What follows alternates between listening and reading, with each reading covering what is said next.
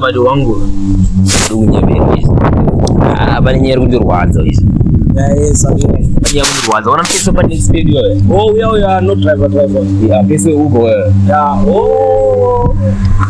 madraru kita mafari aba cha pesa ya chaga akuwa unaka mumzike kile ndru seriari okay kakasimbirira kamsimba kakamkata brazil kamko ma 8 samara ukubonka zonkuma usanyepa yo zokutawira ja iwe apo feya za zundirwadza una timire uba mazono zaruruita ka ngazo kundibata sa chimoni yeurira kasawira tasandiri boys sawari bata za but unozochipa zingediri bozona chimfeso yaka zoziziva manyenda kuchuna bozo mfeso yaka akazona ndindamuona ndiri wani saka mfeso yaka zozonda kutawira manja ano ndi poloncha uyi amaru wangu okudhara tichiwira todzana zvimwe zvinhu zvasati atoudza vanhu aisaba kai pasamfeso kana topata chamukaka isha ari kunyepa tokuchuna kufeya ka tokuchuna saka ine manje ka vakabva kuendera mberi manje ka ndabva ndangu kudikiwa izi akabva tokutoka izabati unza ngoma ed vanodya momzi yeye yakabatana kuita chicken mashwede iyo cha vakatoshata izvi aona manje pane zuro takarona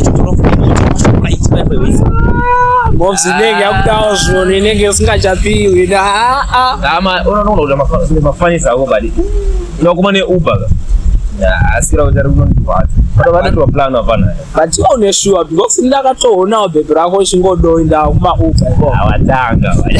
ndinokuudza sawira but kana ingodoseka but hasitori saka ndokoisiya kadara apatiwekanati vakoma neuber ka vada plan ona isusu ndokanasocritive rematex because vakudhara katodzimana pano uri watu vambolonya zvimudaro ndasaindokuamba ndakapepa spray zvodoti ndatomuona kanokomumpipawa serious nohana kwere masetiyezenya yongorerisa nyaya basi nyaya inenge tori yesirious kana kupenga ndobva tovaita ipapo hapo asika boa unofika ndope pateni ndambodai patena okasunga pateni kabosi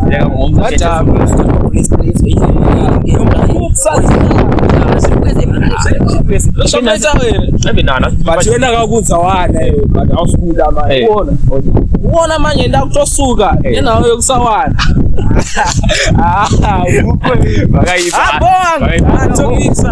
imavire kuwana chaungamuona bhebhi chari kuona uber driver cha ira chasota toitira mukani kuona chi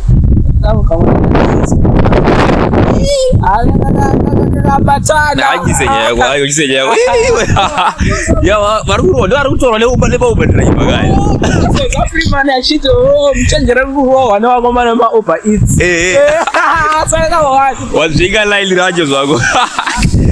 saka botomisa pesiko hey vanditomudza nyaya iri serious izvo because